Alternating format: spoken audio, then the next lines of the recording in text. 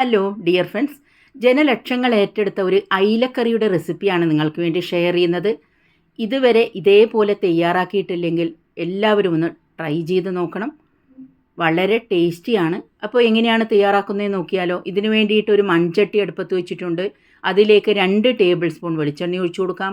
ഒരു അര ടീസ്പൂൺ കടുക് ഇട്ട് കൊടുക്കാം. കടുകൊന്ന് പൊട്ടി വരുമ്പോൾ ഇതിലേക്ക് ഒരു അര ടീസ്പൂൺ ഉലുവ കൂടി ചേർത്ത് കൊടുക്കാം. ഇതിലേക്ക് ഞാൻ 1 ടേബിൾ സ്പൂൺ ഇഞ്ചി വെളുത്തുള്ളി ചതച്ചെടുത്തതാണ്, അതുകൂടി ചേർത്ത് കൊടുക്കുന്നുണ്ട്. ഒന്ന് പച്ചമണം മാറുന്നവരെ നമുക്ക് ഇളക്കി കൊടുക്കാം. ഇതിലേക്ക് 3 പച്ചമുളക് ചേർത്ത് കൊടുക്കാം. അതുപോലെ തന്നെ 2 ഉണക്കമുളക് കൂടി ചേർത്ത് കൊടുക്കാം.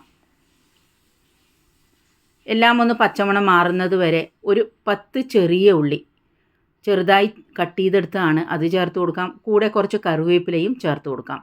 ഇതൊന്ന് സോഫ്റ്റ് ആകുന്നത് വരെ നമുക്ക് കുറച്ച് സമയം വഴറ്റിയെടുക്കാം. ഇപ്പോൾ ഉള്ളിയെല്ലാം ഒന്ന് സോഫ്റ്റായി വന്നിട്ടുണ്ട്. ഞാൻ ഏകദേശം ഒരു കിലോ അയിലയാണ്, 5 എണ്ണമാണ് ഇവിടെ എടുത്തിരിക്കുന്നത്. അത് ഉപ്പ് ചേർത്ത് വെച്ച് ഞാൻ കഷ്ണങ്ങളാക്കിയിട്ട് മാറ്റി വെച്ചിട്ടുണ്ട്.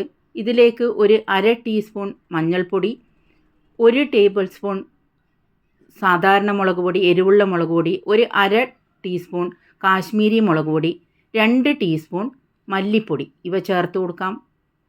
ഒന്ന് പച്ചമണം മാറുന്നത് വരെ ഇളക്കി കൊടുക്കാം. ഇതിലേക്ക് ഒരു അര തക്കാളി കഷ്ണങ്ങൾ ഇട്ട് കൊടുക്കുന്നുണ്ട്. കൂടാതെ ഇതിലേക്ക് ഒരു തക്കാളി പേസ്റ്റ് കൂടി ചേർത്ത് കൊടുക്കുന്നുണ്ട്. എല്ലാം കൂടി ഒന്ന് ഇളക്കി കൊടുക്കാം.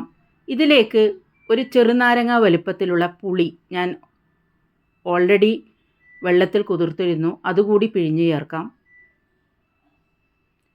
ഇനി ഇതിലേക്ക് ഞാൻ നേരത്തെ തയ്യാറാക്കി വെച്ചിരിക്കുന്ന അയില, ഫ്രഷായ അയില തന്നെ എടുക്കാൻ ശ്രമിക്കുക. ഇതിലേക്ക് ചേർത്ത് കൊടുക്കാം. ആവശ്യത്തിന് വെള്ളം ചേർത്ത് കൊടുത്ത് നമുക്കിനി ഇതൊന്ന് വേവിച്ചെടുക്കണം. ഇതുവരെ നമ്മൾ കറിയിൽ ഉപ്പ് ചേർത്ത് കൊടുത്തിരുന്നില്ല. ആവശ്യത്തിന് ഉപ്പ് ചേർത്ത് കൊടുക്കാം. അയിലയിൽ ഞാൻ ഓൾറെഡി ഉപ്പ് ചേർത്തതാണ്. ഇത് ഏകദേശം ഒരു 10 മിനിറ്റ് ഇതേപോലെ ഒന്ന് വേവിച്ചെടുത്തതാണ്. ഇപ്പം നമ്മൾ തുറന്ന് നോക്കിയിട്ടുണ്ട്. ഇടയ്ക്ക് ഞാനൊന്ന് ഇതേപോലെ തുണി വെച്ച് ചുറ്റിച്ച് കൊടുത്തിരുന്നു. അയില കഷ്ണങ്ങളെല്ലാം വെന്ത് വന്നിട്ടുണ്ട്. ഇതിലേക്ക് 1 കപ്പ് കട്ടി തേങ്ങാപ്പാലാണ് ഈ സമയത്ത് ഒഴിച്ചു കൊടുക്കുന്നത്.